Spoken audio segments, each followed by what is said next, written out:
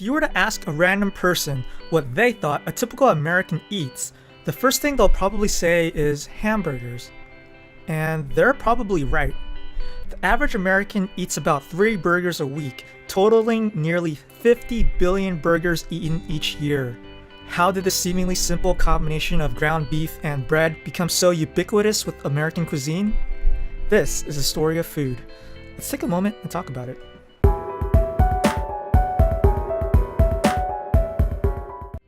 Hamburgers are a special type of sandwich, typically consisting of a ground beef patty in between 2 slices of bread. The origins of the hamburger can be traced back to a regional German dish called Hamburg steak.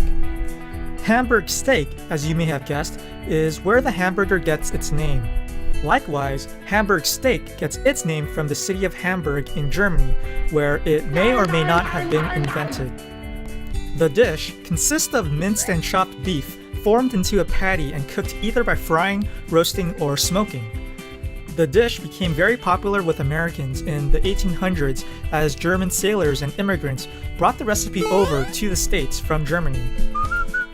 This would eventually lead to the creation of the first hamburger. The hamburger was born sometime around the 19th or early 20th century in the United States. The original inventor of the burger is heavily disputed, with multiple people and groups making claims as the original inventor. One of the first claims to the creation of the burger belonged to brothers Frank and Charles Menches in 1885. The Menches brothers were attending the 1885 Erie County Fair in Hamburg, New York, just south of Buffalo, as food vendors. They were selling pork sausage sandwiches but ran out of pork, so their local butcher, Andrew Klein, suggested to the brothers to use ground beef instead of pork. Their ground beef sandwiches became an instant success at the fair, so they named the sandwich after the city. That same year, about 700 miles away in Seymour, Wisconsin, Charlie Negreen was selling Hamburg steaks from his street stall at the annual Outagamie County Fair. His Hamburg steaks weren't selling very well because people at the fair wanted to move about freely around the fair instead of having to eat the steak at his stand.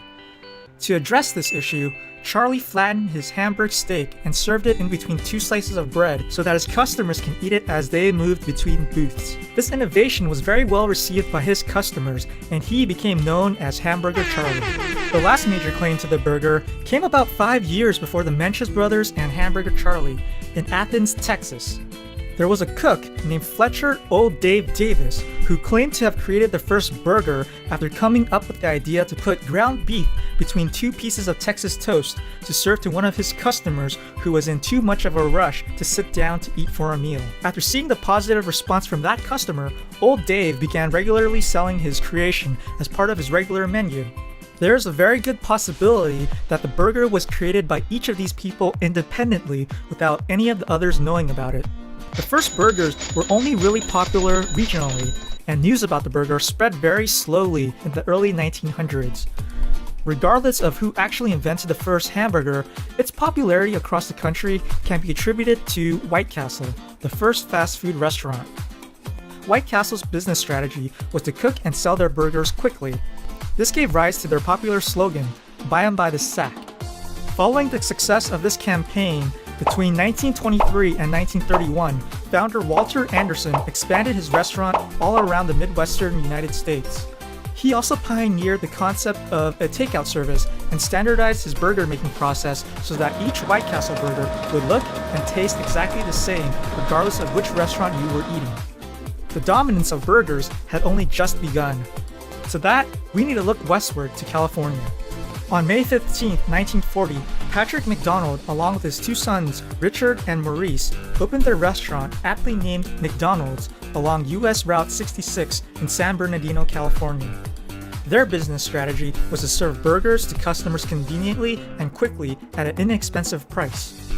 The brothers began franchising their restaurant beginning in 1953, establishing chains around the West Coast. Under the guidance of businessman Ray Kroc, they soon expanded all across the United States and later all around the world. And the rest is history. Since the initial creation of the burger, sometime around the late 1800s until today, the burger has continued to grow and evolve. Let's take a look at some of the most iconic burgers throughout history. Starting off, we have the hamburger, which was created sometime around 1880 to 1885. It consists of a ground beef patty or Hamburg steak. In the 1920s, the cheeseburger was created, topping off the hamburger with a slice of American cheese. 20 years later, in the 1940s, we're introduced to the Sloppy Joe. It's made with ground beef and pork, onions, tomato sauce or ketchup, and Worcestershire sauce. And for you chicken lovers out there, the chicken burger or sandwich was created around the 1940s to 60s and consists of a fried chicken fillet along with pickles. One of the most iconic burgers, the Big Mac, was created in 1963.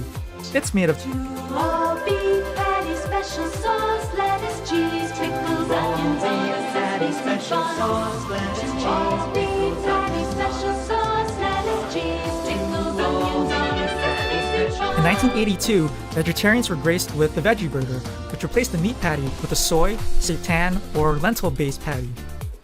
In 2006, the Luther Burger was introduced to county fairs all around the United States. It's a simple burger that replaces its buns with 2 glazed donuts. And finally, in 2013, we have the Impossible Burger. It's made up of 100% plant-based patty meant to look, feel, and taste like meat. Who would have thought that a dish consisting of ground beef held together by 2 slices of bread would become one of the most recognizable and eaten foods around the world?